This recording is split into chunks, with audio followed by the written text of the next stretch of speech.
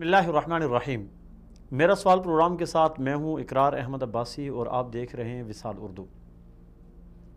ناظرین محترم، ہمارے ہاں بے شمار معاشرتی مسائل ہیں۔ ان معاشرتی مسائل پہ اس سے پہلے ہم گفتگو کر چکے ہیں۔ نکاح سے متعلقہ معاشرتی مسائل پہ تقریباً اس سے پہلے ہم نے 30 کے لگ بھگ پروگرام کیے ہیں، اور معاشرے میں پائے جانے والے بہت سارے معاشرتی مسائل سے عوام کو آگاہ کرنے کی کوشش کی ہے اور اس کا حل بھی لوگوں کے سامنے پیش کیا۔ آج ایک انتہائی اہم معاشرتی مسئلے پہ ہم گفتگو کریں گے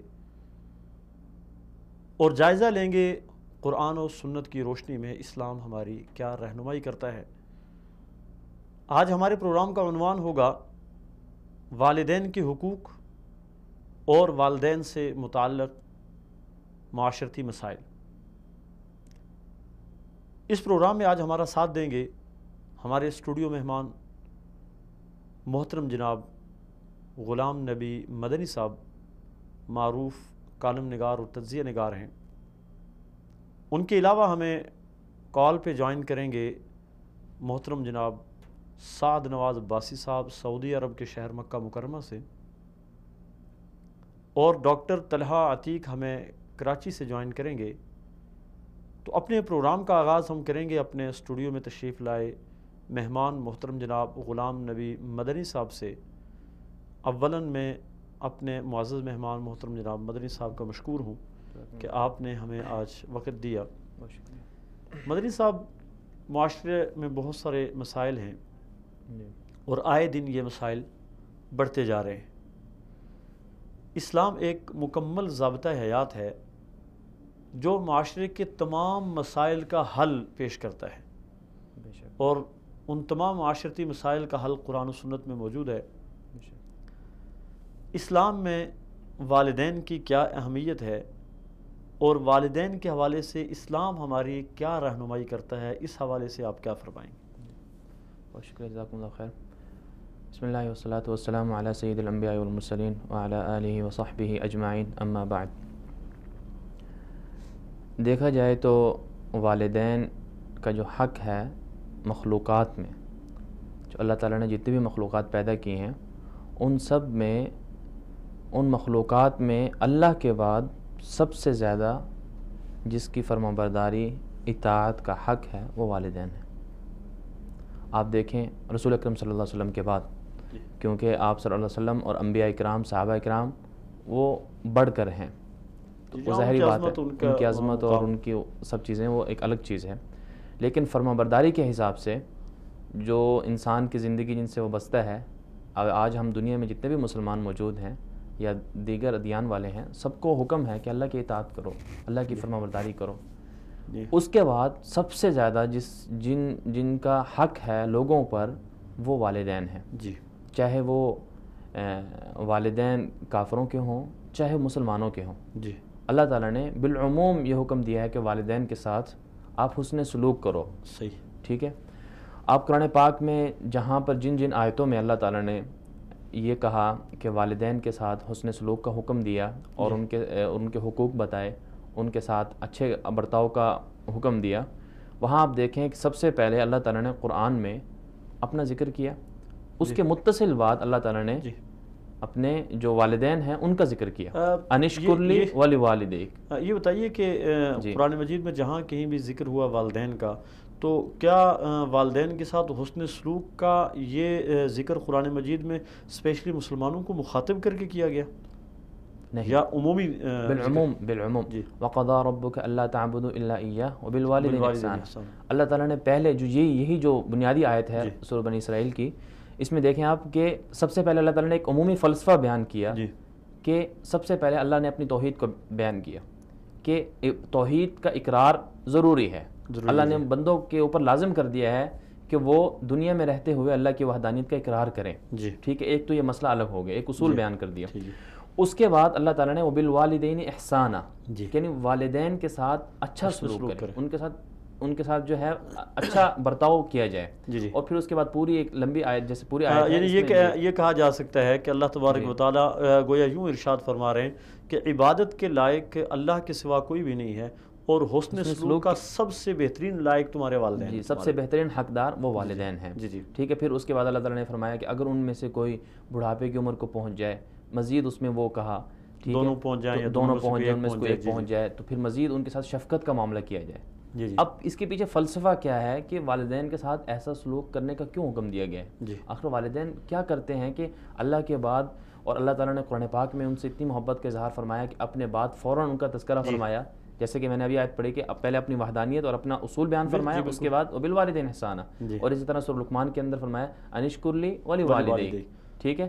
اور اسی طرح سورۃ النساء کے اندر, سورۃ الانعام کے اندر, سب جگہ اللہ تعالیٰ نے پہلے اپنا ذکر فرمایا اور بعد میں والدین کا. اس کے پیچھے فلسفہ کیا ہے, ایسا کیوں کہا؟ اس کی وجہ یہ ہے کہ والدین بنیادی طور پر انسان کی زندگی میں وہ کردار ہیں جو انسان کو ایک تناور درخت کی طرح بڑا کرتے ہیں. اس کے لیے رات دن ایک کرتے ہیں, محنت مشقت برداشت کرتے ہیں. فطرتی طور پر اللہ تعالیٰ نے والدین کی جو محبت ہے, اولاد کی جو محبت ہے, وہ والدین کے دلوں میں بٹھا دی ہے. اور یہ ایسی محبت اللہ تعالیٰ نے ان کے دلوں میں بٹھائی جو کبھی بھی نہیں نکلتی الا ماشاء اللہ, کہ کبھی اگرچہ والدین بچے جو ہے, بیٹے جو ہیں, اولاد جو ہے نافرمان بھی ہو جائے, لیکن فطرتی طور پر والدین کو پھر بھی ان سے محبت رہتی ہے. آپ دیکھتے ہیں کہ مائیں ناراض ہو جاتی ہیں, والدین ناراض ہو جاتے ہیں, لیکن اس کے باوجود بھی اگر ان کے بچوں کے ساتھ بولتے بھی نہیں ہیں, آنا جانا بھی نہیں ہوتا, لیکن اس کے باوجود بھی اپنے اولاد کے بارے میں کسی قسم کی بری بات سننا پسند نہیں کرتے, تکلیف ہوتی ہے. ہمارے سامنے کئی مثالیں اس کی ہیں کہ والدین کو تو اولاد نے بہت ستایا, لیکن والدین کی زبان سے کبھی کوئی ایسا لفظ نہیں نکلا کہ اولاد کو بد دعائیں دے رہے ہوں. بدقسمت ترین لوگ ہیں جن کے بعد والدین ایسا ہو جاتا ہے, اتنا زیادہ مجبور ہو جاتے ہیں اولاد کیا تھا. جی بالکل, کیونکہ حدیث پاک میں آتا ہے کہ جو 3 بندوں کی جو دعائیں ہیں جو فوراً قبول ہوتی ہیں, ان میں ایک والدین کی دعا بھی ہے. ایک ٹیلی فون کال لے لیں, اس کے بعد بات کرتے ہیں. السلام علیکم ورحمۃ اللہ. وعلیکم السلام ورحمۃ اللہ وبرکاتہ. جناب کون اور کہاں سے؟ عبدالعزیز ملک بات کر رہا ہوں لگیا سے. جی عبدالعزیز ملک صاحب, کیا کہنا چاہیں گے آپ؟ فوجی عبدالعزیز ملک بات کر رہا ہوں, پاکستان ایئر فورس میں رہتا ہوں. آپ کا چینل دیکھنا شروع کیا, یقین کریں ایمان تازہ ہو گیا. جزاک اللہ. آپ کی بہت بڑی کاوش ہے, آپ مسلم امت کو متحد کر رہے ہیں, اور دشمنوں سے جو ہے نا ان کو لڑنے کے لیے, یعنی جو دشمن ہے ہمارے پیٹ میں گھونپ رہے ہیں, اور ہمارے دوست بن کے ان کو آپ مسلمانوں کو الرٹ کر رہے ہیں. مجھے بہت خوشی ہوئی. آپ اپنی فریکوینسی کو ادھر ڈش پر قائم دائم رکھیے گا. جزاک اللہ. اچھا یہ بتائیے گا کہ آج کا ہمارا پروگرام والدین کے حقوق کے عنوان پہ اس حوالے سے کچھ کہنا چاہیں گے؟ ہاں بالکل. آج کے دور میں جو جیسے یورپ ہے, اولڈ ہوم بنے ہوئے ہیں, انہوں نے والدین کو ادھر پھینک دیا ہے.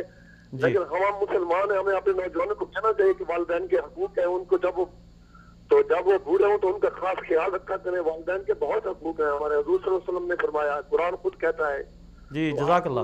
نوجوانوں کو خاص طور پر کہیں کہ وہ والدین کے حقوق کا خیال رکھا کریں. بہت شکریہ صفدر ملک صاحب, بہت شکریہ, بہت شکریہ آپ کا. یہ محترم صفدر ملک صاحب ہیں. الحمدللہ ہمارے ایک تو یہ ہے کہ وصال اردو جو ہے وہ دن بدن پھیلتا جا رہا ہے, اور اس کی نشریات جو ہے وہ دن بدن زیادہ سے زیادہ لوگوں تک پہنچ رہی ہیں. تو ہمیں شکریہ ادا کرنا چاہیے وصال اردو کے ان منتظمین کا جو ذریعہ بن رہے ہیں کہ ایک حق آواز کو پوری امت تک پہنچا رہے ہیں, اور حق کو کما حق کا ہو بیان کر رہے ہیں. جی بالکل.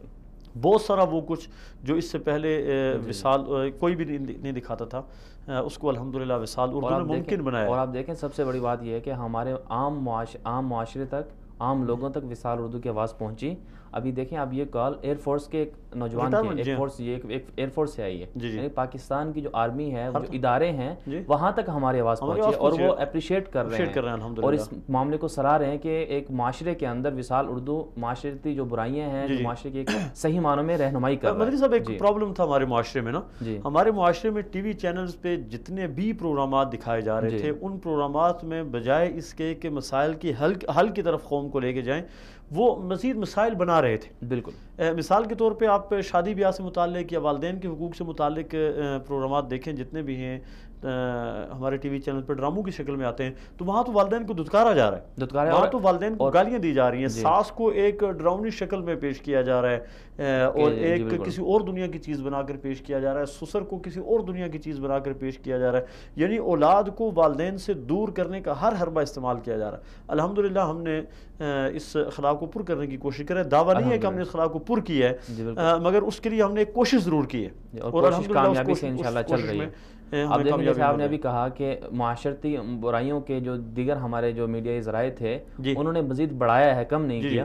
ان میں ایک یہ بھی ہے کہ ایسی ایسی رسومات بالکل چینلوں پر یہ کیا نام ہے شادی بیاہ کے ایسے مناظر پیش کرنا اور ایسی ایسی چیزیں لانا کہ جس سے جو ہے نا ایک عام آدمی کی جو شادی ہے وہ اور زیادہ مشکل ہو گئی۔ اس کے لیے ایک چھوٹی سی مثال یہ ہے کہ جہیز دے کے بیٹی کو رخصت کرنا، ٹی وی پہ جتنی بھی شادیوں کی وہ چل رہی ہوتی ہیں، ڈراموں میں کوئی شادی کی یا فلموں میں شادی کا وہ ایک چل رہا ہوتا ہے، سین چل رہا ہوتا ہے، تو اس میں بھاری بھرکم زیورات اور بھاری بھرکم جہیز دے کے ایک بیٹی کو رخصت کیا جا رہا ہے۔ اب یہ تعلیم دی جا رہی ہے کہ بیٹی بغیر جہیز کے دوسرے کے گھر نہیں جا سکتی، شادی کو مشکل بنایا جا رہا ہے۔ ایک طرف ہمارا ایک صوبہ خیبر پختونخوا میں وہاں پہ جہیز پہ پابندی لگا دی گئی، الحمدللہ بہت اچھی پیش رفت ہے۔ ایک طرف پابندی لگا دی گئی اور دوسری طرف پوزیشن یہ جا رہی ہے کہ بیٹیوں کو اس انداز میں دکھایا جا رہا ہے کہ معاشرے میں مسائل بڑھ رہے ہیں، حوصلہ شکنی نہیں ہو رہی ہے، حوصلہ افزائی ہو رہی ہے۔ جی بالکل۔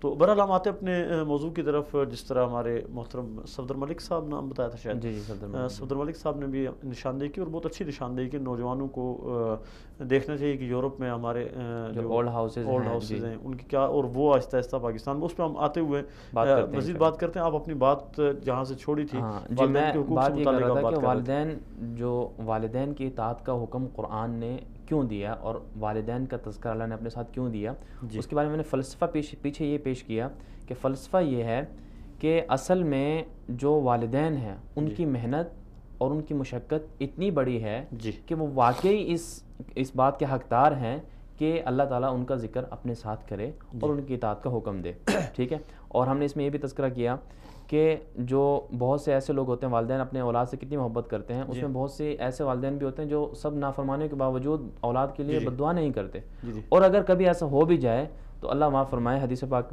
کے اندر آتا ہے کہ جو والدین کی جو دعا ہوتی ہے وہ کبھی رد نہیں ہوتی۔ اس پر جو ایک مشہور واقعہ ہے، امام مسلم نے اپنی کتاب کے اندر اس کو بھی نقل کیا، حدیث پاک کا وہ ہے تذکر ہے، جو جریج نامی ایک عابد تھا بنی اسرائیل کے اندر، اس کا قصہ مشہور ہے کہ وہ کس طرح ایک جنگل میں جا کر عبادت کرنے لگ گیا اور عرصہ دراز وہیں پر رہا۔ اس کی ماں کسی حاجت کی وجہ سے، اپنے بچے کی خیر خواہی کی وجہ سے جنگل میں جب اس کے پاس جاتی ہے تو 3 دن تک جاتی رہی۔ پہلے دن گئی تو دیکھا کہ اس کا بیٹا جو جریج تھا وہ عبادت میں مشغول تھا، تو انہوں نے ان کو بلایا تو بیٹے نے کوئی جواب نہیں دیا، نماز میں کھڑا، تو اس نے دل میں سوچا کہ میں اللہ کے سامنے کلام کر رہا ہوں، اللہ کی عبادت کر رہا ہوں، والدہ کو بعد میں جواب دے لوں گا، تو نہیں دیا۔ والدہ چلی گئی انتظار کر کے، اگلے دن پھر یہی معاملہ ہوا، اس سے اگلے دن پھر یہی معاملہ ہوا۔ جب تیسرے دن والدہ کو اس نے جواب نہیں دیا تو والدہ نے کہا کہ آپ جو ہے کہ دنیا میں تب تک نہیں مریں گے جب تک کسی ایسی بری عورت کا آپ منہ نہ دیکھ لیں۔ تو یہ انہوں نے دل میں کہہ دی، ایک بات کہہ دی، گویا کہ ایک بد دعا تھی اس جریج نامی عابد کے لیے۔ بعد میں ایسا ہوا کہ اس کی عبادت کے چرچے پوری بنی اسرائیل میں مشہور ہو گئے، تو بنی اسرائیل میں جب یہ چرچے مشہور ہوئے کہ جریج بہت بڑا عابد ہے اور ایسا ہے، تو وہاں حاسدین بھی تھے۔ ان میں وہاں جو ایک بنی اسرائیل کے اندر ایک مشہور عورت تھی جو حسن میں مشہور تھی، اس نے کہا میں اس کو بدنام کر سکتی ہوں، تو اس نے بدنام کرنے کی یہ حربہ اختیار کیا کہ جنگل میں چلی گئی، وہاں ایک چرواہا رہتا تھا، اس کے ساتھ اس نے بدکاری کی، اور اس سے بعد میں ایک بچہ پیدا ہوا، اور اس نے مشہور یہ کر دیا کہ یہ بچہ تو جریج کا ہے۔ لوگ آئے، لوگوں نے اس کی جو عبادت خانہ تھا اس کو گرا دیا اور جریج کو برا بھلا کہا، مارا پیٹا، تو جریج بہت پریشان ہوا۔ آخر وہ اللہ کا عابد تھا، خیر اس نے کہا، اس نے انکار کیا، اس نے کہا یہ بچہ میرا نہیں ہے، اور پھر جا کے اس نے نماز پڑھی، نماز کے بعد آ کر انکار کیا کہ بچہ میرا نہیں ہے۔ پھر اس نے یہ کہا، بچے کو کہا کہ آپ بتائیں آپ بتائیں کہ آپ کا باپ کون ہے؟ تو بچہ چھوٹا تھا، اور جیسے بچے نے اپنے اس چھوٹے پن میں، یعنی مہد کے اندر جیسے آتا ہے، ماں کی گود میں گواہی دی کہ ہاں میں اس کا بچہ نہیں ہوں، میرا باپ کوئی اور ہے، ٹھیک ہے۔ تو اس کے بعد یہ ایک مشہور واقعہ ہے، تو اس سے یہ اندازہ لگاتے ہیں. جی ہمارے ساتھ ڈاکٹر طلحہ عتیق صاحب کال پہ ہیں، پہلے کو کال لے لیتے ہیں اور بعد میں یہیں سے اپنی بات کو جاری رکھیں گے. السلام علیکم ورحمۃ اللہ وبرکاتہ. وعلیکم السلام ورحمۃ اللہ وبرکاتہ. محترم طلحہ عتیق صاحب، آپ کو خوش آمدید کہوں گا میں اپنے پروگرام میں. آج ہم گفتگو کر رہے ہیں والدین کے حقوق اور اس سے متعلقہ معاشرتی مسائل پہ.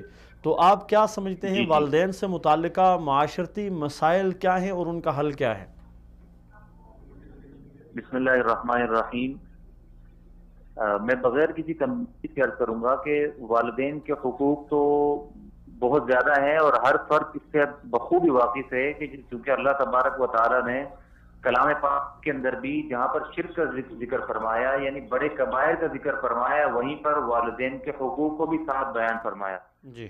اس کے علاوہ جناب نبی کریم صلی اللہ علیہ وسلم کی اگر ہم سیرت کو دیکھتے ہیں یا جناب نبی کریم صلی اللہ علیہ وسلم کی احادیث کو دیکھتے ہیں تو جناب نبی کریم صلی اللہ علیہ وسلم نے والدین کے حقوق کو جہاد سے بھی افضل قرار دیا. بلکہ ایک روایت حضرت عبداللہ بن عمر بن عاص سے ہے کہ جس میں ہمیں یہ ملتا ہے کہ جناب نبی کریم صلی اللہ علیہ وسلم نے والدین کی خدمت کو ہجرت کے اوپر بھی ترجیح دی اور بے ضرر جہاد پر بھی اس پر ترجیح دی. جی. تو یہ ساری چیزیں تو ہمیں معلوم ہے، لیکن مسئلہ یہ ہے کہ آج معاشرے کے اندر والدین کے حقوق پورا نہ ہونے کی وجہ سے کس قدر مسائل ہیں. وہ مسائل کہاں آتے ہیں؟ وہ مسائل یہاں آتے ہیں کہ ہم والدین کے حقوق سے تو بخوبی واقف ہیں، لیکن بہت سارے ہمارے ایسے مسائل ہیں جس میں ہم والدین کو اہمیت نہیں دیتے، جانتے ہوئے بھی اہمیت نہیں دیتے. خاص طور سے زوجیت کا مسئلہ ہے، گھریلو مسائل ہیں، چھوٹی چھوٹی چیزیں، یعنی مثال کے طور پر بچوں کا نام رکھنا ہے، بیوی کے ساتھ والدین کے سامنے برتاؤ ہے اور والدین کے ساتھ بیوی کے سامنے کا برتاؤ ہے. یہ تمام چیزوں سے ہم اس طریقے سے واقف نہیں ہے جس طرح ہمیں اسلامی معاشرہ ہمیں اس کی تعلیم دیتا ہے. جی. محترم کی وجہ سے پھر جی بتائیے کہ اس وقت یہ ہمارا معاشرہ بڑی تیزی کے ساتھ بے راہ روی کی طرف جا رہا ہے اور اولاد اور والدین کے درمیان فاصلے بڑھتے جا رہے ہیں. اس کی بنیادی وجوہات کیا ہو سکتی ہیں اور یہ کیسے ختم کیا جا سکتا ہے اسے؟ دیکھیں، جتنی میری اس وقت نظر ہے معاشرے پر، اس کی دو وجوہات ہیں اور دونوں میں بڑی وجہ اس وقت یہ جو کرنٹ سچویشن ہے معاشرے کی، اس میں کچھ قصوروار والدین بھی ہیں اور زیادہ قصوروار اولاد بھی ہے. جی. والدین اس نوعیت سے قصوروار ہیں کہ جب بچہ کی پیدائش ہوتی ہے تو بچوں کو والدین ہمتاً اپنے سے دور رکھتے ہیں. وہ دور اس طرح رکھتے ہیں کہ جو بچے کی اٹھنے کی عمر ہوتی ہے، چلنے کی عمر ہوتی ہے، سمجھنے کی عمر ہوتی ہے، دیکھنے کی عمر ہوتی ہے، اسی عمر میں ہم 2-2.5 سال کی عمر میں اسے مونٹیسری میں ڈال دیتے ہیں. اس کا زیادہ وقت وہاں گزر جاتا ہے. پھر اس کا اسکول میں وقت گزر جاتا ہے، اس کا کالج میں، یونیورسٹی میں وقت گزر جاتا ہے. اور والدین اپنی جاب کی وجہ سے اس قدر مصروف ہوتے ہیں کہ وہ بچوں کو اوقات ہی نہیں دے پاتے. تو اس دوری کی وجہ سے پھر جو مسائل پیدا ہوتے ہیں وہ پھر بڑھاپے کے اندر اولڈ ہاؤس کی صورت میں مسائل آ رہے ہوتے ہیں یا بڑھاپے کے اندر جوائنٹ فیملیاں ٹوٹنے کی صورت کے اندر آ رہے ہوتے ہیں. تو والدین نے حقیقتاً انہیں اپنے ساتھ رکھنا سکھایا ہی نہیں کہ کس طرح آپس میں رہا جائے. جی. دوسرا بچوں کے حوالے سے یہ ہوتا ہے کہ جب والدین نے شروع ہی سے، یعنی اس کی پیدائش سے ہی اس کو جب دور رکھا تو اس کے پھر نتائج یہ ہوتے ہیں کہ جب ایک بچے کے سامنے اس کی اس طریقے سے پرورش نہیں کی جا رہی جو ہمارا دینی معاشرہ میں جس کی تعلیم دیتا ہے، تو اس کا پھر رزلٹ یہی نکلتا ہے آخر میں آ کر کے پھر بچہ ان تمام حقوق کو وہ اہمیت نہیں دے رہا ہوتا جو اہمیت دینی چاہیے. جی. اس کی وجہ سے پھر معاشرے کے اندر بیسیوں قسم کے مسائل پیدا ہوتے ہیں. جب مسائل پیدا ہوتے ہیں فیملیاں ٹوٹتی ہیں، خاندان ٹوٹتے ہیں. طلحہ صاحب یہ بتائیے گا کہ ایک جوائنٹ فیملی سسٹم ہے، جوائنٹ فیملی سسٹم میں والدین کا ادب ہے، والدین کا احترام ہے، اور سیپریٹ فیملی سسٹم میں بس اوقات والدین کو اگنور کر دیا جاتا ہے. 2-4 اگر بھائی ہوتے ہیں تو وہ ایک سمجھتا ہے دوسرے کی ذمہ داری ہے، دوسرا سمجھتا ہے تیسرے کی ذمہ داری ہے، تیسرا چوتھے کی ذمہ داری سمجھتا ہے. تو آپ کیا سمجھتے ہیں والدین کے احترام اور والدین کے بڑھاپے میں خیال کے عنوان پہ جوائنٹ فیملی سسٹم بہتر ہے یا سیپریٹ فیملی سسٹم بہتر ہے؟ دور حاضر کے اعتبار سے اگر دیکھا جائے تو اگر دونوں اس میں آپ یہ سمجھیں، یعنی بچے بھی آپ یہ سمجھیں اور والدین بھی آپ یہ سمجھیں، تو میں یہ سمجھتا ہوں کہ دونوں کو اپنے دائرہ کار میں رہنا چاہیے. اور دائرہ کار یہی ہے کہ وہ انفرادی زندگی گزاریں. اس کی میں آپ کو ایک بات بتاؤں کہ اس کے اندر سب سے بڑا مسئلہ کیا ہوتا ہے کہ جو اس وقت کے جو والدین ہیں، یعنی جو شہر کے اعتبار سے میں بتا رہا ہوں، یہاں پر تقریباً 50-60% ایسے والدین ہوتے ہیں جنہوں نے اپنی ساری زندگی جوائنٹ فیملی نہیں گزاری ہوتی. وہ اس زندگی کے رکھ رکھاؤ سے، اس زندگی کے طریقوں سے واقف نہیں ہوتے. پھر جب وہ بچوں سے وہ چیزیں مطالبہ کر رہے ہوتے ہیں جو کہ ان کی اپنی زندگی میں نہیں ہوتا، اس سے پھر مسائل پہ ہوتے ہیں. تو اس کے اندر یہ کچھ دیکھنے کی ضرورت ہے کہ اس وقت گھریلو سچویشن کیا ہے. لیکن بہت سے معاشرے ایسے بھی ہیں جو جوائنٹ رہتے ہیں اور بہت ہی اچھے انداز سے رہتے ہیں. رہی بات بچوں کے اعتبار سے، تو بچوں پر تو چاہے بچہ بیٹے 5 ہوں، چاہے بیٹے 10 ہوں، چاہے بیٹا 1 ہو، بچے پر اسی طریقے سے والدین کے حقوق کی ذمہ داری عائد ہوتی ہے. جس طرح پہلے پر ہوتی ہے، جس طرح دوسرے پر ہوتی ہے، جس طرح بیٹے پر ہوتی ہے، اسی طریقے سے بیٹی پر ہوتی ہے. اس میں کوئی فرق نہیں ہے. جس طرح ماں باپ کے اندر فرق نہیں ہے، اس طرح ماں باپ کے حقوق میں کسی بچے پر بھی کسی قسم کا کوئی فرق نہیں. جی لیکن ہمارے پاکستانی معاشرے میں اب بہت سارے شہر ہیں، کراچی ہے، اسلام آباد ہے، یا کچھ لاہور ہے، اور شہر بھی ہیں جہاں پہ اولڈ ہاؤس بننا شروع ہو گئے ہیں. اور اللہ نہ کرے کہ ہماری آئندہ آنے والی نسل اپنے والدین کو اولڈ ہاؤس میں چھوڑ کے آئے اور ان سے بالکل لاپرواہ ہو جائے. تو آپ کیا سمجھتے ہیں کہ والدین کی عظمت اولاد کے دلوں میں بٹھانے کے لیے ہمیں کیا کرنا چاہیے؟ میں نے سب سے پہلے تو آپ سے عرض کیا نا کہ سب سے جو اس کی بنیادی وجہ ہے، یعنی اولڈ ہاؤس کا اگر قیام کیا جا رہا ہے تو اس قیام کی بنیادی وجہ والدین کا وہ جو 2-2.5 سال 3 سال کی عمر میں اسے لے کے جا کے مونٹیسری میں ڈال دینا ہے. جی یعنی جو 2-4 سال 5 سال کی جو بچے کی عمر ہوتی ہے، جس کے اندر اس کو والدین کی محبت، شفقت، یہ تمام چیزیں چاہیے ہوتی ہیں، اس وقت ہم اسے دوسروں کے ہاتھوں میں چھوڑ دیتے ہیں. اور اس سے سب سے بڑھ کر اب معاشرے میں کے اندر کیا ہوتا جا رہا ہے کہ جس کا ایک بچہ ہے وہ تو چلو پھر بھی کسی طرح گزارا کر لیتا ہے، لیکن جب 1 سے 2 یا 3 ہو جاتے ہیں تو فوراً سے اس کے لیے جو ہے نا ایک مافی کا انتظام کیا جاتا ہے جو بچوں کو سنبھالتی ہے. تو جب ابتدا ہی سے بچوں کے ساتھ سلوک کیا جائے گا اور پھر سب سے بڑھ کر اسے اپنے معاشرے کے آداب ہی نہیں سکھائے جاتے. اب کیا مونٹیسری کے اندر اس کو کھیل کود کے اندر 2-4 سال جو اس کے ضائع کیے جاتے ہیں، جو اس کے ذہن بننے کی عمر ہے، ذہن کی پختگی کی عمر ہے، اس کے اندر ایسی چیزیں ہوتی ہیں تو پھر فیوچر میں سمجھتا ہوں کہ اولڈ ہاؤس بنتے ہیں. جی بہت شکریہ طلحہ عتیق صاحب، اللہ تعالیٰ آپ کو جزائے خیر نصیب فرمائے. آپ نے جو گفتگو کی اچھی کی ہے، اور ہمارے معاشرے میں اس چیز کی ضرورت ہے کہ اس چیز کو امپروو کیا جائے، لوگوں کو والدین کے حقوق سے آگاہ کیا جائے. بہت شکریہ. آپ کی بات جاری تھی اس پہ وہ بنی اسرائیل کے ایک شخص کے قصے کو عنوان پہ، اس کو مکمل کریں. میں آپ سے اس حوالے سے ایک بات پوچھنا چاہوں گا. جی تو اس کے بعد یہ ہوا کہ جریج نامی عابد نے جب اس بچے کو کہا کہ آپ کا والد کون ہے، تو اس نے گواہی دی ماں کی گود کے اندر ہی.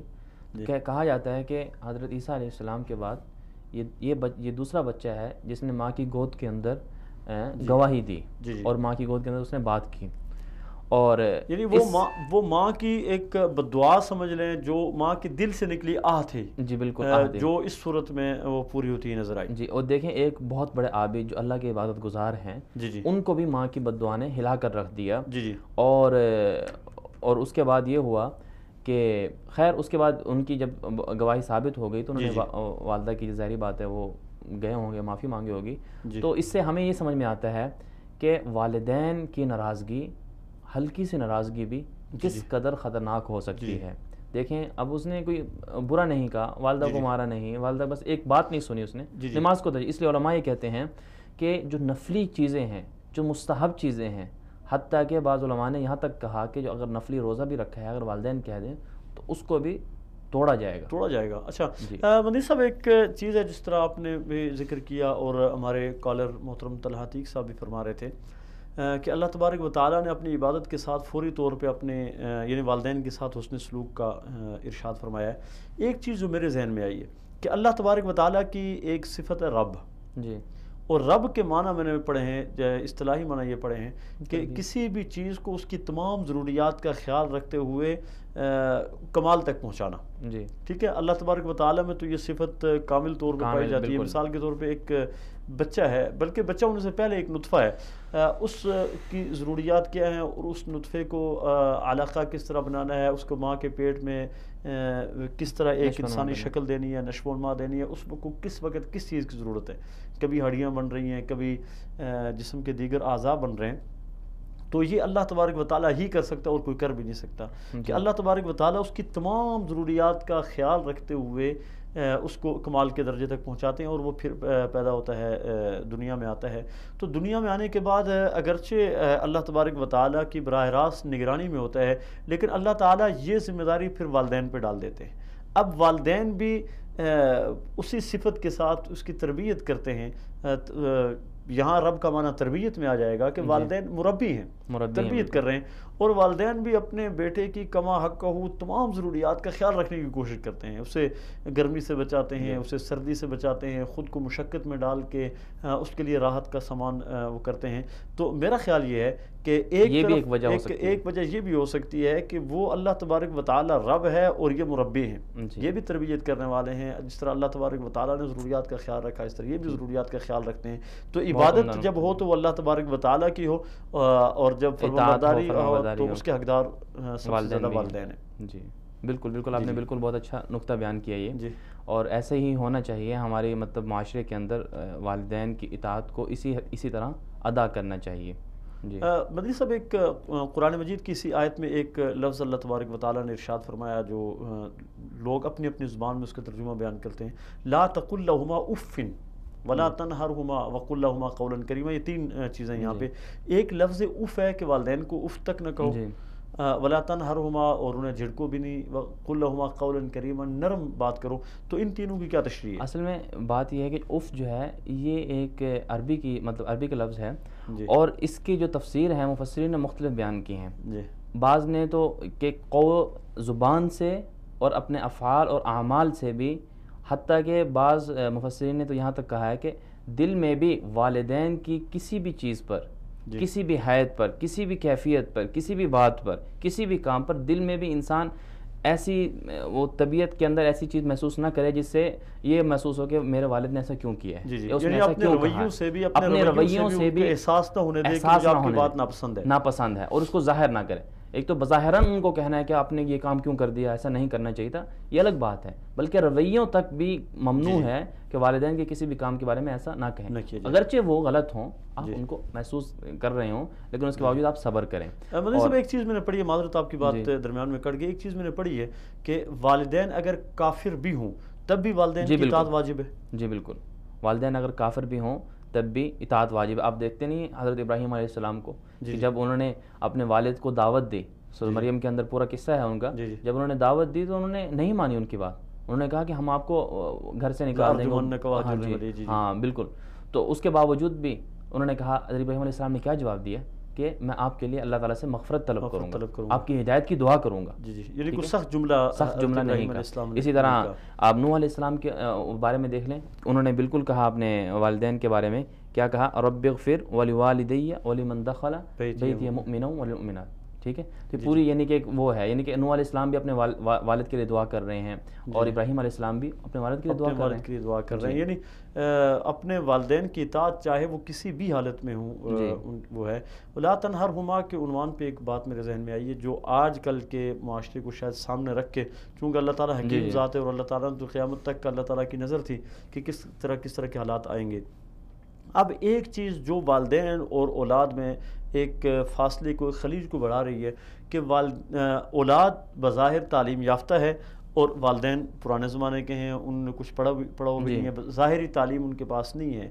تو اب اولاد کے پاس ایسا ہنر اور ایسی استعمال کی چیزیں آ گئی ہیں کہ جس کو والدین سمجھ نہیں سکتے، والدین ان کو سمجھنے کی کوشش کرتے ہیں یا اس حوالے سے اپنی رائے زنی کرتے ہیں، تو اولاد جھڑک کے کہہ دیتی ہے کہ آپ پرانے زمانے کے لوگ ہیں، آپ کو ان بات کو نہیں۔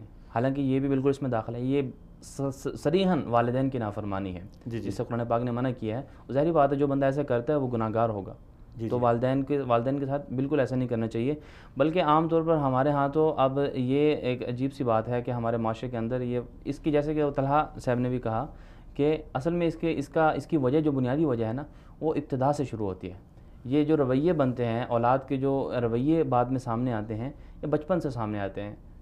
ٹھیک ہے، اللہ کی طرف سے بھی ایسا ہو جاتا ہے، تو ان کی تقدیر میں ایسا لکھا ہوا ہے، لیکن جب اگر والدین اولاد کی تربیت اس انداز سے کریں کہ والدین بچے جو ہیں وہ کل جب والدین بوڑھے ہوں تو ان کے سامنے نہ کریں۔ ہم دیکھتے ہیں کس قدر مطلب اچھے لوگ ہیں جب انہوں نے اپنے بچوں کی بچپن میں تربیت اچھی کی، ان کی دینی خطوط پر ان کی رہنمائی کی ان کی تربیت کی، تو ماشاءاللہ سے جب بچے والدین بوڑھے ہوتے ہیں، بچے والدین کی قدردان ہوتے ہیں۔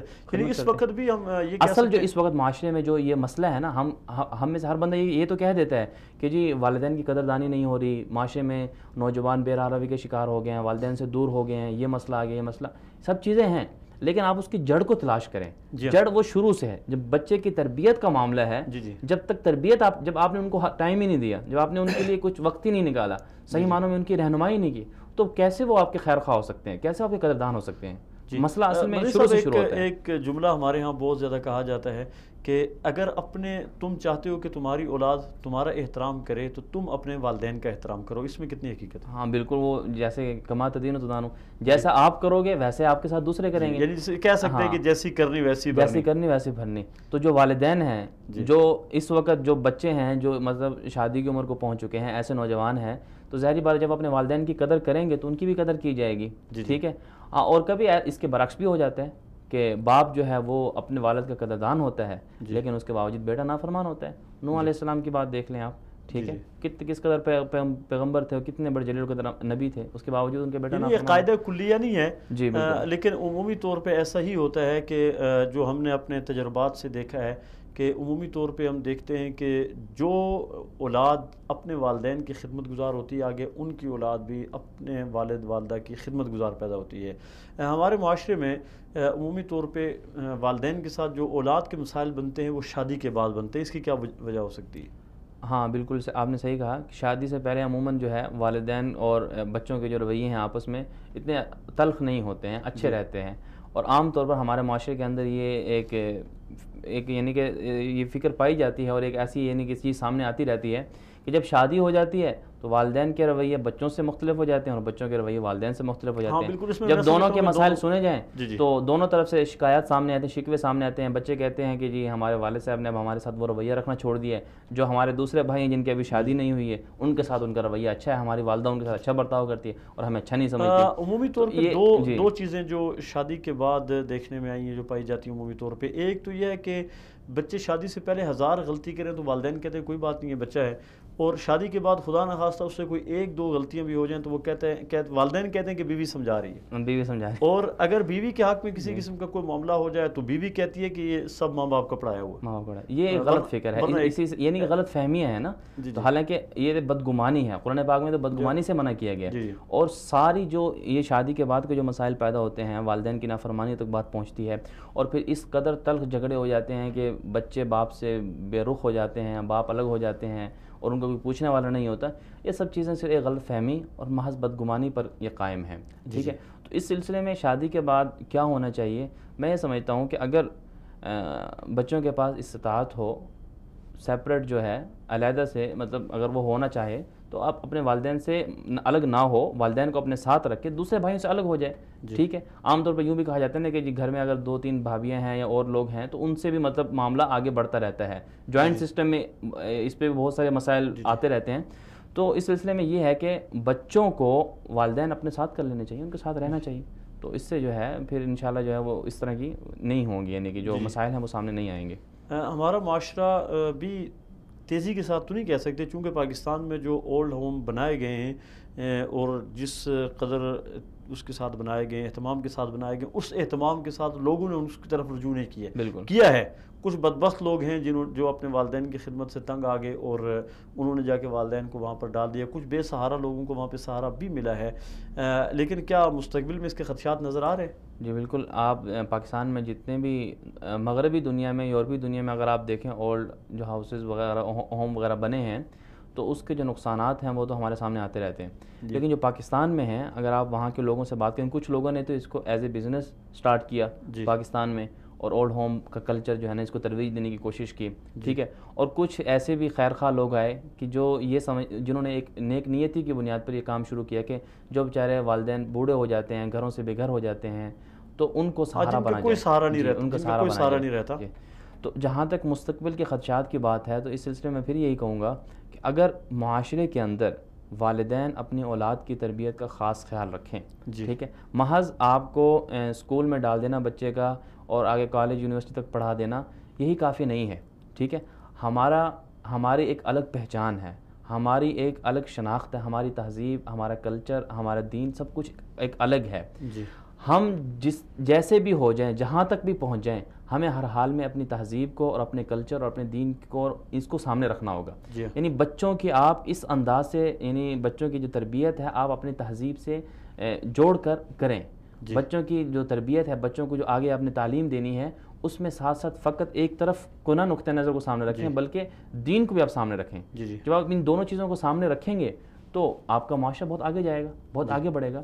تو ابھی کچھ عرصے پہلے ایک دوست نے ایک واقعہ بتایا کہ عام طور پر جو عرب دنیا ہے, عرب دنیا کے اندر سعودی عرب جو دیگر عرب ممالک ہیں, وہاں پر ایک کلچر ہے جو بڑے ہوتے ہیں, چاہے بزرگ ہے, چاہے والد ہے, والدہ ہیں, چھوٹے بچے ہوتے ہیں, وہ جب والدہ کو ملتے ہیں تو ان کا ہاتھ چومتے ہیں, سر پہ بوسہ دیتے ہیں. یہ ایک اچھی روایت ہے ان کی.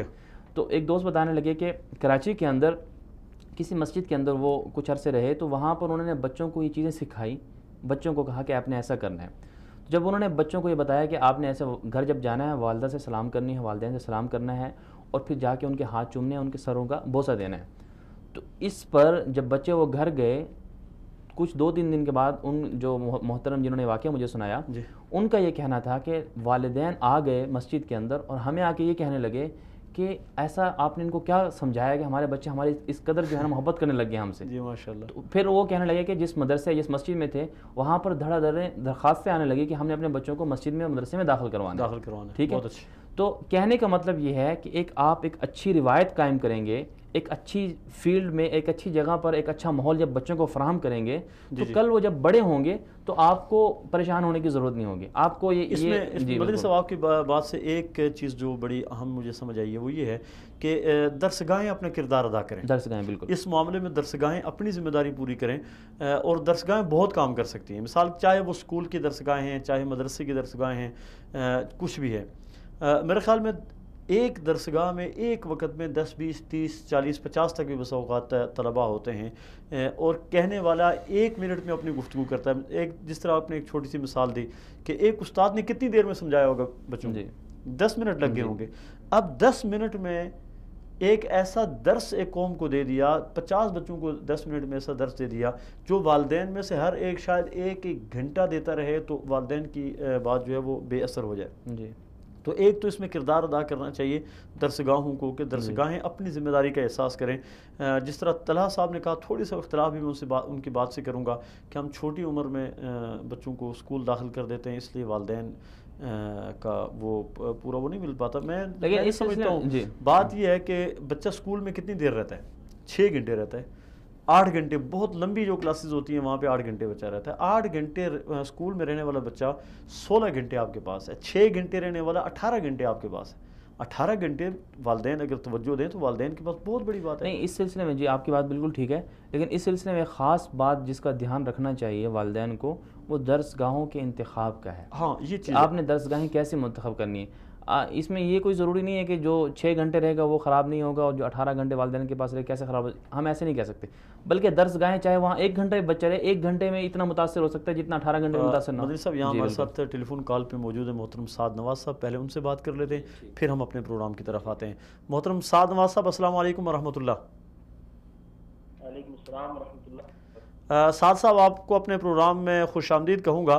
آج ہم گفتگو کر رہے ہیں والدین کے حقوق اور اس سے متعلقہ معاشرتی مسائل پہ. معاشرہ بے شمار مسائل سے اٹا ہوا ہے.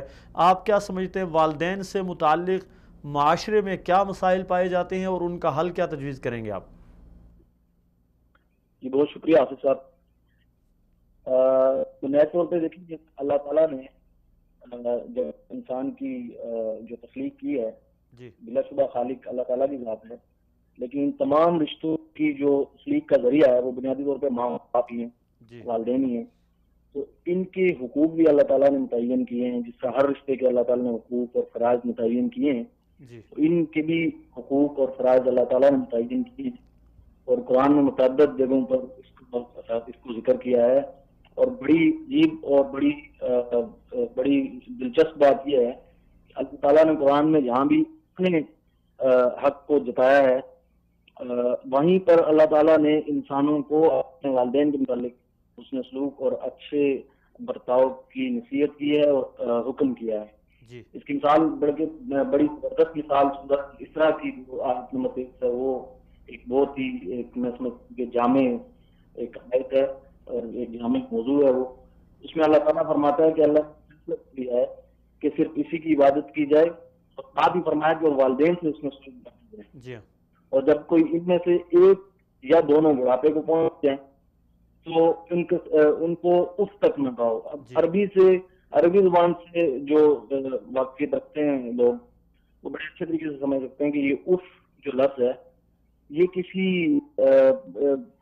چیز سے تنگی یا بیزاری کے اظہار کا ایک بڑا معمولی سا ایک لفظ ہے.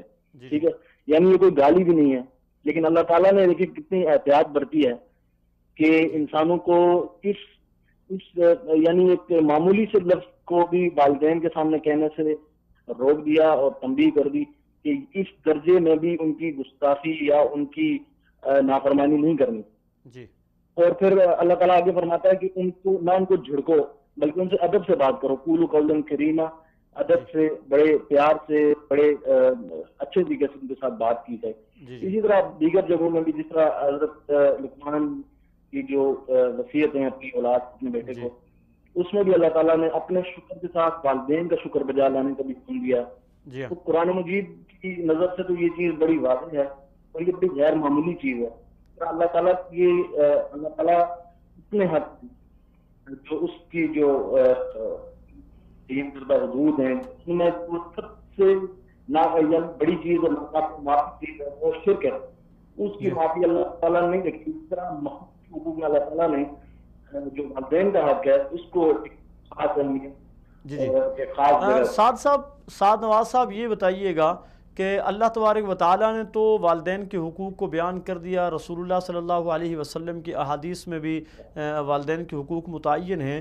ہمارے معاشرے میں والدین کے حقوق سے متعلق کہاں کہاں کوتاہی ہو رہی ہے اور اس کا حل کیا ہے؟ اصل میں دیکھیں آپ صاحب، یہ رشتہ جو والدین اور جو اولاد کا رشتہ ہے یہ فرام دا فرسٹ ڈے شروع ہو جاتا ہے. یہ کوئی رشتہ بنایا نہیں گیا بعد میں، جیسے میاں بیوی کا رشتہ طے کیا جاتا ہے یا دیگر رشتے بعد میں بنتے ہیں. یہ پہلے دن سے شروع ہو جاتا ہے. اس کے پہلے دن سے حقوق و فرائض شروع ہو جاتے ہیں. والدین کے اوپر اولاد کے جو فرائض ہیں وہ شروع ہو جاتے ہیں.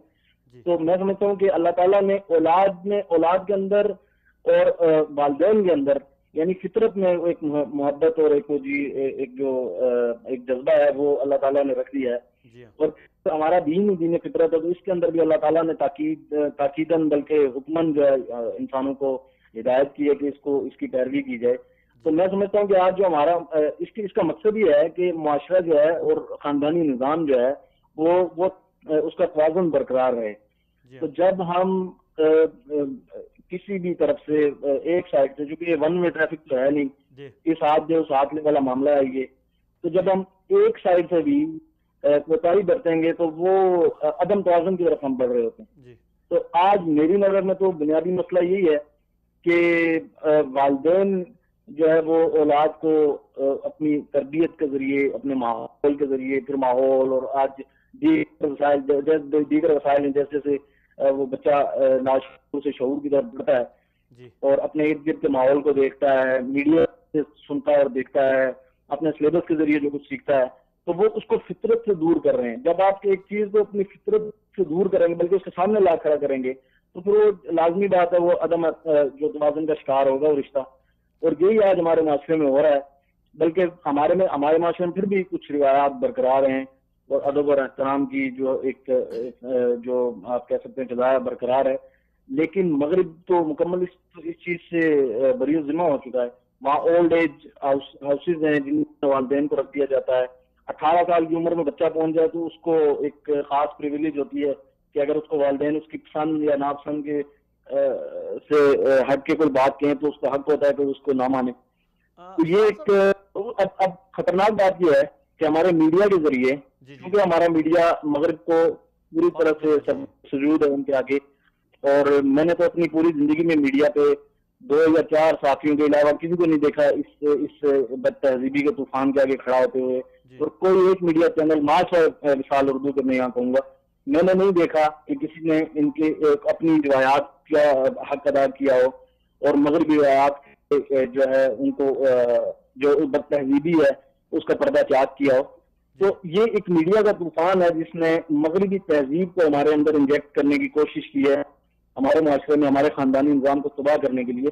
تو جب بنیادی خاندانی نظام کا بنیادی جو اساس ہے, جو بنیادی رشتہ ہے, اس کو آپ ہٹ کریں گے, ٹارگٹ کریں گے, تو پیچھے تو کچھ نہیں بچے گا. ساتھ صاحب یہ بتائیے گا آج کل معذرت کے ساتھ صاحب آج کل ایک روایت سی بن گئی ہمارے ہاں, چونکہ آج کل نئی نسل خود کو ذرا پڑھا لکھا سمجھتی ہے اور والدین کچھ زمانہ پہلے کے ہیں جب تعلیم کی بہت زیادہ سہولیات نہیں تھی تو والدین میٹرک نہیں کر سکے, والدین ایف اے نہیں کر سکے, والدین پڑھ نہیں سکے. آج کل کے جدید دور کے پڑھے لکھے لوگ جب والدین کے سامنے بات کرتے ہیں, والدین اس میں رائے زنی کرتے ہیں, تو بہت ساری یعنی مثالیں ہمارے سامنے ہیں کہ اولاد کہتی ہے جی آپ پرانے زمانے کے, آپ کو اس بات کا علم نہیں ہے, آپ نہیں جانتے موجودہ دور کے کیا تقاضے ہیں. کیا والدین کے ساتھ ایسا رویہ درست ہے؟ صاحب میں آپ کو پہلے عرض کر چکا ہوں کہ ہم اپنے ماحول, اپنے تعلیمی نظام, اپنے سلیبس, اپنے یعنی کوئی ایسا ذریعہ نہیں ہے جس کے ذریعے جو اللہ تعالیٰ نے فطرت ہمارے اندر رکھی تھی ان کے ساتھ ادب, لحاظ اور ان کا بے پناہ احترام, اس کے خلاف جب ہم لوگوں کی تربیت کریں گے اور لوگوں کی نشو و نما, ان کی ذہنی اور فکری نشو و نما ان چیزوں پر, ان خطوط پر استوار ہوگی, تو کیسے ہم یہ توقع کر سکتے ہیں. میں سمجھتا ہوں کہ آپ نے اچھا ایک ذکر کیا کہ آج کے جو لوگ اپنے نظام میں مبتلا ہوتے ہیں 2-4 ڈگری دے کے کہ بھائی ہم والدین سے زیادہ سمجھدار ہو گئے, تو وہ بالکل اپنے ان کی خام خیالی ہے.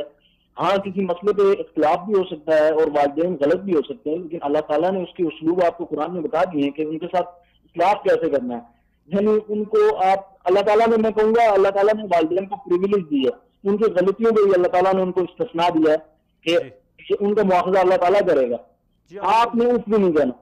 تو یہ ایک بڑی کلیئر گائیڈ لائن ہے اور لوگوں کو سمجھنی چاہیے. اور اگر ہم اپنے ماحول میں دیکھیں جو لوگ تھوڑے سے دیندار ہیں, چونکہ طبقات بن چکے ہیں, کہنا نہیں چاہیے دیندار دنیا دار, لیکن چونکہ یہ وقوع پذیر ہو چکے ہیں یہ اور یہ طبقات موجود ہیں, جو لوگ تھوڑے سے دیندار ہیں, جو دین کا شعور رکھتے ہیں, وہ نسبتاً دیگر جو اولاد, جو دوسری اولاد ہوتی ہے, جو بچہ دین کے ساتھ تھوڑا سا لگاؤ رکھتا ہے, وہ والدین کے حقوق کے معاملے میں محتاط پایا جاتا ہے اور وہ اچھے طریقے سے ان کے ساتھ برتاؤ کرتا ہے, دیکھا جا سکتا ہے. میں سمجھتا ہوں کہ بہت شکریہ سعد نواز صاحب, ہمارے پروگرام میں وقت بہت کم باقی رہ گیا, اللہ تعالیٰ آپ کو جزائے خیر نصیب فرمائے. بہت شکریہ.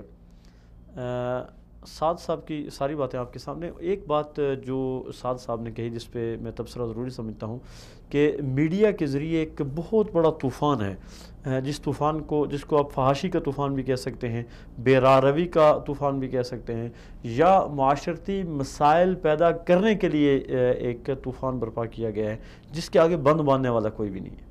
جی بالکل, آپ دیکھیں اس وقت پاکستان کے اندر جو جتنے بھی میڈیا چینل ہیں ان پر جو ڈرامے وغیرہ دکھائے جاتے ہیں ان میں ایسے منظر دکھائے جاتے ہیں جن میں بہو کو ساس سے لڑایا جا رہا ہوتا ہے, ٹھیک ہے, ان میں ایسے منظر دکھائے جاتے ہیں کہ بیٹے یا اولاد جو ہے, بیٹی اور بیٹے کو والدین کے خلاف کر کے اور ان کو آپس میں ایک دوسرے کے خلاف لڑایا جا رہا ہوتا ہے. تو آپ اس سلسلے میں آپ پاکستان کی جو میڈیا کو کنٹرول کرنے والے ذرائع ہیں, پیمرا, اس طرح کی جو چیزیں ہیں, جن چیزوں کو دیکھتا ہے, کیا وہ یہ چیزیں نہیں دیکھ رہا کہ ہماری تہذیب کو میڈیا کس طرح سے برباد کر رہا ہے؟ کیا ایسے جو پروگرام ہوتے ہیں ان پر پابندی کا مطالبہ نہیں کرنا چاہیے؟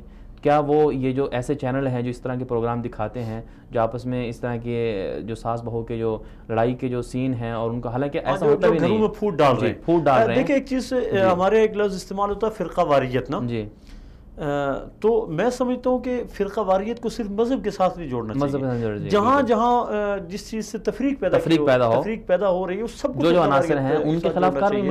اب ایک ٹی وی چینل ہے جو فرقہ واریت پھیلا رہا ہے, جو تفریق پیدا کر رہا ہے, جو رشتوں کو توڑ رہا ہے, تو اس کے خلاف بھی تو کارروائی جی بالکل. تو اس لیے جو جتنے بھی ہمارے جو میڈیا کے چینل ہیں جو اس طرح کے کام کریں, ہمارے جو ادارے ہیں ان کو ان کے خلاف ایکشن لینا چاہیے. اور میں یہ سمجھتا ہوں کہ ایسے جو چینل ہیں وہ اداروں کے مجرم نہیں بلکہ پوری قوم اور پورے معاشرے کے مجرم ہیں، جو معاشرے کے اندر ایک پھوٹ ڈال رہے ہیں، معاشرے کو ایک غلط راہ پر لے کے جا رہے ہیں. تو ایسے چینل کبھی بھی ہمارے معاشرے کے خیر خواہ نہیں ہو سکتے. مدنی صاحب، سعد صاحب نے ایک ذکر کیا کہ کچھ چینلز یا کچھ صحافی ایسے ہیں جو اس فحاشی کے سامنے بند باندھنے کی اپنی سی کوشش کر رہے ہیں، اللہ تعالیٰ انہیں کامیاب کرے، جس میں انہوں نے ایک وصال اردو کا ذکر بھی کیا. وصال اردو کے خلاف میڈیا پہ بہت ساری چیزیں گردش کر رہی ہیں کہ یہ ایسا ہے ویسا ہے. آپ کس نظر سے دیکھتے ہیں وصال اردو؟ جی میں نے جیسے کہ پروگرام کے شروع میں جیسے کہ وہ ایئرفورس سے ایک بھائی کی کال آئی، میں نے اس پہ بھی تبصرہ کیا کہ وصال اردو نے انتہائی مختصر عرصے کے اندر پاکستان کا جو معاشرہ ہے اور پاکستان کی جو عام عوام ہے ان کے جو مسائل ہیں، عام عوام کے مسائل کو قوم کے سامنے لانا اور عام عوام کی جو آواز ہے، جو مظلوم ہیں ان کی آواز کو قوم کے سامنے لا کر پیش کیا. یہی وجہ ہے آپ دیکھیں بلوچستان کے اندر کتنے ایسے ایشوز تھے، کتنے ایسے حملے تھے جو ایران کے ذریعے سے پاکستان میں ہو رہے تھے، در انداز آ رہے تھے. کتنے بڑے بڑے دہشت گرد جو ہیں خود پاکستان نے پکڑے، کلبھوشن کو پکڑا، عزیر بلوچ کا لنک پکڑا گیا، اس کے علاوہ وقتاً فوقتاً جو ہے وہاں پر میزائل داغے گئے، پاکستان کی جو آرمی ہے اس پر حملے کیے گئے. اور پھر اس کے علاوہ جو ابھی حال ہی میں ہر آئے دن پارا چرار کے اندر جو واقعات ہو جاتے ہیں دہشت گردی کے، ہمیں ان پر افسوس ہے، لیکن ان کے جو اصل کردار ہیں یہ چیزیں سب کہاں سے ہو رہی ہیں، کون لوگ ان کو کر رہا ہے، ان پر آج تک پاکستان کے اندر کسی بھی چینل نے کبھی بھی بات نہیں کی. حالانکہ خود ایسے ادارے ہیں، خود ایسے جو ہمارے جو بڑے بڑے ادارے ہیں میڈیا کے، وہ مجبور ہیں. خود میں ایک کالم نگار ہوں، مجھے باقاعدہ کہا گیا کہ آپ ایران کا نام نہیں لیں گے. ٹھیک ہے بھائی، جو چیز ایک مجرم ہے، جو چیز ایک غلط کام کر رہی ہے، چاہے وہ کوئی بھی ہو، ہمیں حق بات کہنی چاہیے، چاہے اس میں ہمارے لوگ ہی ملوث کیوں نہ ہوں. جی بالکل. اور ہمارے لیے زمینی حقائق یہ ہے کہ ہم نے پاکستان کا تحفظ کرنا، ہم نے پاکستان کا تحفظ کرنا، پاکستان کے خلاف کوئی بھی آواز کوئی بھی آ جائے، چاہے وہ ہمارے اپنے لوگ ہوں، ہم ان کے خلاف کھڑے ہوں گے. ٹھیک ہے، ہمیں اپنی حدود کی، اپنی سرحدوں کی حفاظت کرنی ہے، ہمیں اپنے ملک کی سالمیت کے خلاف کبھی بھی سمجھوتا نہیں کرنا ہے. تو میں یہ سمجھتا ہوں کہ جو وصال اردو ہے ایک ایسا چینل ہے، ایک ایسی آواز ہے جو مظلوموں کا جو دکھ ہے، درد ہے، وہ جو ادارے ہیں، جو ہمارے ادارے ہیں جو کام کر سکتے ہیں، جو ظالموں کے خلاف ایکشن لے سکتے ہیں، ان تک وصال اردو نے مظلوموں کی آواز کو پہنچایا ہے. اور سب سے بڑھ کر وصال اردو نے یہ کام کیا جو پاکستان کے سالمیت کے خلاف جو دہشت گرد عناصر کام کر رہے تھے، وصال اردو نے ان کا پردہ چاک کے ان کی اصل تصویر لوگوں کو دکھائی. یہی وجہ ہے کہ آج الحمدللہ ہماری جو آرمی ہے وہ اس قابل ہے، اور پہلے بھی تھی اور اب بھی ہے، اور مزید ان حقائق کی روشنی میں وہ ظالموں کے خلاف ایکشن لے رہی ہے. اور انشاءاللہ یہ جو میڈیا میں وصال اردو کے خلاف باتیں ہو رہی ہیں، یہ وقتی باتیں ہیں. وصال اردو نے اپنا کام جاری رکھنا ہے، چاہے وہ جس بھی طریقے سے ہو، اور انشاءاللہ وہ جاری رہے گا. اور ہم عزم یہ کرتے ہیں اور ہم دعاگو ہیں کہ وصال اردو مزید ترقی کرے اور لوگوں کے لیے اور عوام کی آواز کو مزید اجاگر کرے لوگوں میں. مدنی صاحب، ہم دیکھتے ہیں کہ کوئی بھی ٹی وی چینل ہوتا ہے وہ اپنی ایک راہ متعین کر لیتا ہے اور پھر اسی راہ پہ چلتا ہے، اور ارد گرد کے ماحول پہ اس کی نظر نہیں ہوتی ہے، ارد گرد کی ضروریات سے بے خبر ہوتا ہے. الحمدللہ وصال اردو نے جس طرح آپ نے چند ایک خطرات بتائے کہ پوری امت کو ان خطرات سے آگاہ کیا، اس کے ساتھ ساتھ معاشرتی مسائل پہ اسپیشلی فوکس کیا ہے. جی بالکل. معاشرتی مسائل پہ کہ معاشرے میں ہمارے پائے جانے ہیں، سوسائٹی کے کیا مسائل. ہاں بالکل. سوسائٹی کے مسائل کو بھی اس سے پہلے کسی نے، اب جس طرح آج کا ہمارا پروگرام والدین کے حقوق ہے، ایک والدین کے حقوق سے متعلق میرا سوال کا جتنا بھی پیچھے اس کا دیکھا جائے، میرے سوال کے جتنے بھی پروگرام ہیں سارے وہ اسی حوالے سے معاشرتی مسائل. بالکل. معاشرتی مسائل پہ ہم نے متعدد مرتبہ، آپ بھی ہمارے مہمان بنے ہیں معاشرتی مسائل پہ، تو ہماری کوشش تو یہ رہی ہے کہ ہم معاشرتی مسائل کا حل بھی لوگوں کو بتائیں، اور حل وہ نہ بتائیں جو دیگر ٹی وی چینلز والے بتاتے ہیں، بلکہ ہم قرآن و سنت کی روشنی میں اور معاشرے کے تجربہ کار ترین لوگوں سے، اس علم اور مستند لوگوں سے، مستند لوگوں سے ان مسائل کا حل بتائیں. تو الحمدللہ اس میں بھی کامیابی چل رہا ہے. آپ صرف آخری 1 منٹ میں والدین کے حقوق سے متعلق آج کی نئی نسل کو کیا پیغام دیں گے؟ میں یہ کہنا چاہوں گا کہ والدین جو ہیں یہ ہمارا سرمایہ ہے. ٹھیک ہے، والدین بچوں کا سرمایہ ہیں. ان کی قدر تب آتی ہے جب یہ لوگ دنیا سے چلے جاتے ہیں. تو اس لیے ہماری قوم کو، ہم سب کو، جن کے والدین حیات ہیں، ٹھیک ہے، ان کے لیے انہیں ان کی قدر کرنی چاہیے. رسول اللہ صلی اللہ علیہ وسلم کا غالباً ارشاد ہے، آپ صلی اللہ علیہ وسلم کا ارشاد ہے، حدیث پاک ہے کہ جو بندہ جس نے اپنے والدین کو پایا اور بخشش نہ کروائی، تو دونوں میں سے ایک کو پایا اور ان کی خدمت نہ کرے تو جنت میں نہیں جائے گا، ہلاک ہو جائے، برباد ہو جائے. جی بالکل، ایسی کوئی حدیث تھی. تو اس لیے میں یہ سمجھتا ہوں کہ والدین کی ہمیں قدر کرنی چاہیے، ٹھیک ہے. اور اگر کن لوگ، اگر ہم میں سے کسی کے والد نہیں ہیں، کوئی نہیں ہے، اگر دونوں نہیں ہے، کوئی نہیں ہے، تو ہمیں ان کے لیے ایصال ثواب اور ان کے لیے دعا کرنی چاہیے، ٹھیک ہے. دعا میں انہیں یاد رکھنا چاہیے، جیسے کہ ابراہیم علیہ السلام نے خود کہا رب اغفر لی ولوالدی، اللہ تعالیٰ نے قصہ نقل کیا بالکل پورا، رب اغفر لی ولوالدی والمؤمنین یوم یقوم الحساب، ٹھیک ہے. اور اسی طرح نوح علیہ السلام بھی دعا کرتے رہے اپنے والدین کے لیے. اور اسی طرح خود قرآن پاک میں اللہ نے حکم دیا کہ آپ دعا کریں رب ارحمہما کما ربیانی صغیرا. بہت اچھے جی، بہت شکریہ محترم مدنی صاحب، آپ نے بڑا قیمتی وقت دیا. ناظرین محترم، والدین کے حقوق ہم سب پہ فرض ہیں اور اس سے کسی کو کوئی فرار نہیں ہے. اللہ کے رسول صلی اللہ علیہ وسلم نے ارشاد فرمایا الجنت تحت اقدام الامہات، جنت تمہارے ماں کے قدموں کے نیچے ہے.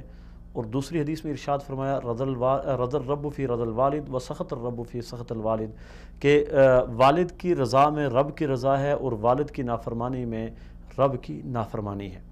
والدین ایک انتہائی قیمتی سرمایہ ہیں. اللہ کے رسول صلی اللہ علیہ وسلم نے جو 4 بڑے گناہ گنوائے، الکبائر، بہت بڑے گناہ، الف لام کے ساتھ، یعنی بہت بڑے گناہ جو 4 گنوائے، الاشراک باللہ، اللہ کے ساتھ کسی کو شریک ٹھہرانا بہت بڑا گناہ ہے. اور دوسرا ارشاد فرمایا وہ عقوق الوالدین، والدین کی نافرمانی کرنا بہت بڑا گناہ ہے. والدین کی نافرمانی دور کی بات ہے، لا تقل لہما اف، ان کے کسی بات پہ جو آپ کو ناگوار گزرتی ہو اس پہ اف تک نہ کہو، یعنی اپنی طبیعت پہ اسے گراں نہ سمجھو، اسے بار نہ سمجھو، اس کا رد عمل ایسا نہ دو کہ والدین کے دل کو دکھ پہنچے. تمہارے والدین اگر کافر بھی ہیں تب بھی ان کی اطاعت تمہارے اوپر واجب ہے. اور ہمارے ایک بزرگ ہمیں بتایا کرتے تھے کہ والدین اگر خدا نخواستہ اپنی خدا کی نافرمانیوں کی وجہ سے اتنا زیادہ گناہ گار ہیں کہ ان کے گناہوں کی وجہ سے ان کی شکل بگڑ گئی ہے، اس کے باوجود ان والدین کا احترام بھی آپ کے اوپر ضروری ہے. والدین کا احترام کریں، والدین قابل احترام ہیں. اللہ تبارک و تعالی ہمارا حامی و ناصر ہو. والسلام علیکم ورحمۃ اللہ وبرکاتہ. ملیں گے آئندہ ہفتے اسی وقت اسی پروگرام میں انشاءاللہ.